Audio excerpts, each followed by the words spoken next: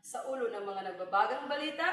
Ako po si Robert Mantapidan At ako si Shara Oviera. at ito ay The The Current Current News. News. Masusing tinitingnan natin ang Clean Air Act ng 1999 na kilala rin bilang RA 8749. Ipinatupad ito mahigit 2 dekada na ang nakaraan at ang layunin ng batas na ito ay mabawasan ang polusyon sa hangin at itaguyod ang isang mas malusog at malinis na kapaligiran para sa mga Pilipino. Para sa dagdag na kaalaman, ating makakapanayam ang spokesperson ng DENR na si Ms. Shane Cipriano.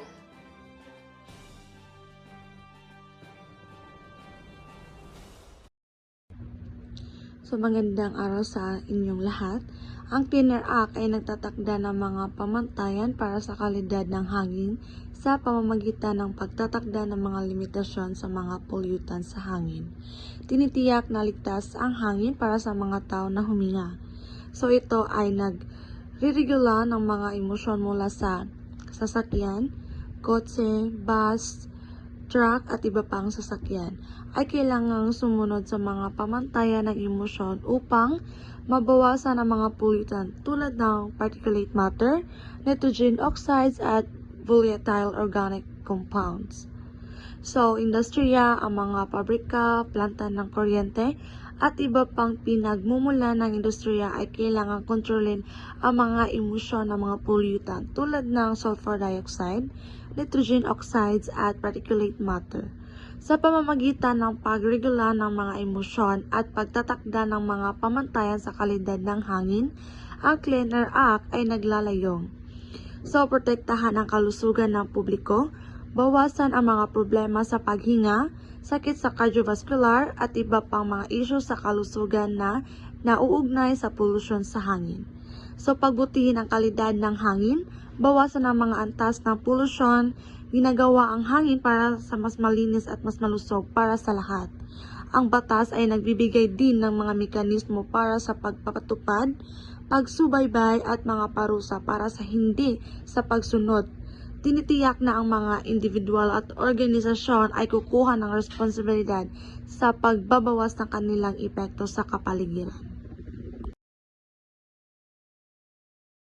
Salamat, Shane, sa iyong mahalagang impormasyon. Ang susunod na balita ay ang Clean Water Act RA 9275 sa pagbabalik ng The Current News.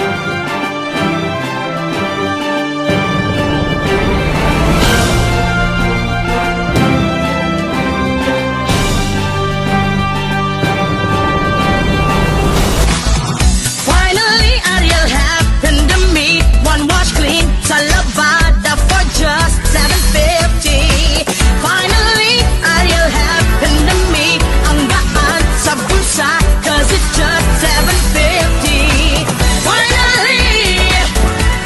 Wow! Pilipinas, celebrate dahil finally 750 na lang ang one wash clean ng Ariel.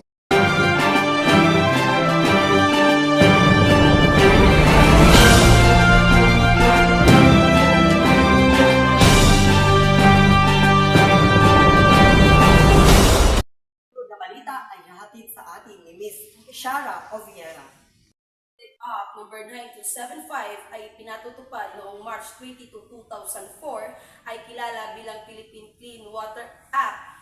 Layunin ng mga batas na ito na protektahan ang mga yamang tubig ng bansa mula sa polusyon at tiyakin ang pananatiling pag-unlad. Provisyon ng RA 9275 ay kinabibilangan ng pangangasiwa sa kalidad ng tubig. Ang Department of Environment and Natural Resources or DENR ay may pananagutan sa pagtatala ng mga lugar para sa pangangasiwa sa kalidad ng tubig at pagpapatupad ng mga pamantayan sa kalidad ng tubig. Ng polusyon, ang mga batas ay nagre-regula ng mga discharge mula sa mga pinagmumulan ng industriya, komersyo, domestiko at pagpapataw ng mga parusa na hindi pagsunod.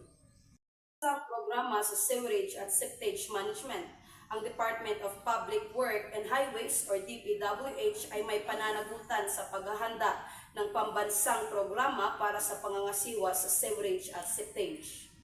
para sa pangangasiwa sa kalidad ng tubig. Itinatag ang isang espesyal na pondo upang gustusan ang mga operasyon sa containment, clean-up, pananaliksik, pagpapatupad, at mga aktibidad sa pagsubaybay. Ang Clean Water Act ay nakatuon sa pag-iwas, kontrol at pag-alis ng polusyon sa mga anyong tubig ng bansa, pagtataguyod ng mga estratehiya sa kapaligiran, at paghihikayat sa mga proseso ng komersyo at industriya na hindi friendly sa kapaligiran at pagtipid sa enerhiya. Sa nagbabagang balita, The Current Marites. Ding! Ang bato!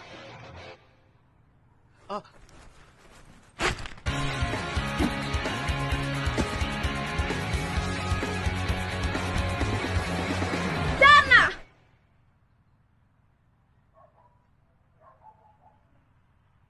Mentos, the fresh maker.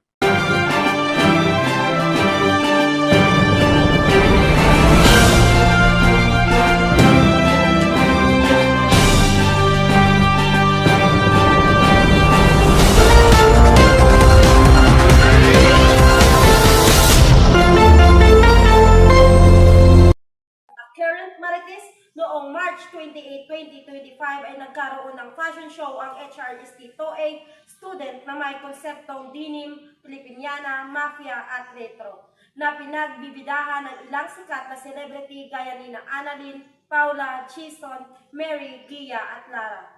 Designer na si Miss Mary Chris Chato, mas naipakita niya ang kanyang husay sa pagdisenyo ng mga kasuotan. Ayon sa kanya, mas marami pang kaabang-abang na mga disenyo ang kanyang ilalabas. Ay muna sa The Current Marites. Ako ang inyong kamarites, Regine Pitalino. Balik sa iyo, Robert. Maraming salamat sa iyo, Eugene. Ang susunod na balita, ang Toxic Substances and Hazardous and Nuclear Waste Control Act of 1990, na kilala rin bilang RA 6969, ay naglalayong regulahin, paghipitan o ipagbawal ang pag-import, paggawa, pagproseso, pagbibinta, pamamahagi, paggamit at pagtapon ng mga kinikal na sangkap. Para dagdag impormasyon, ang balita ay bahagi sa atin ni Miss Mary Ann. Sa RA 6969, kung sino man ang lumabag sa batas na ipinatupad ng DNR ay may mga parusa.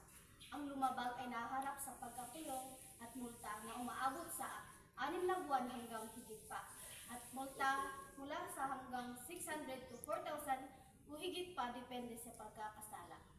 Ng RA 6969 ay panatilihin ang inventaryo ng mga umiirang kimikal at mga gamit nito.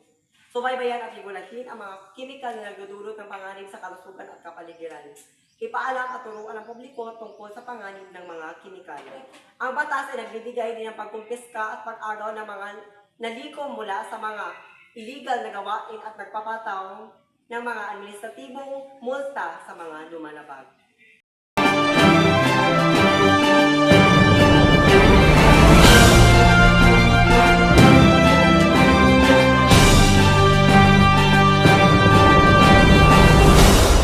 Balita ay may kasiguraduhan, Serbisyong totoo lamang. report. Ako si Robert C. Matapidan Ako si Shara Oviera. at ito ang The Current News.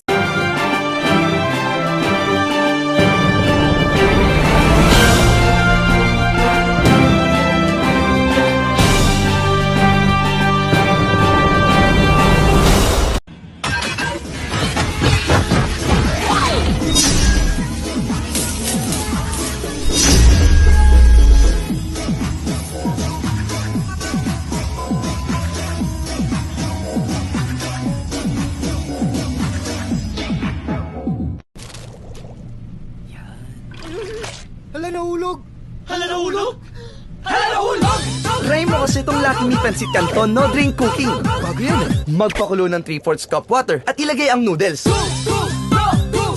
Haluin ang noodles hanggang matuyo ang tubig. I-mix ang noodles with the seasoning. Enjoy! Pwede rin may itlog. Wow! May itlog!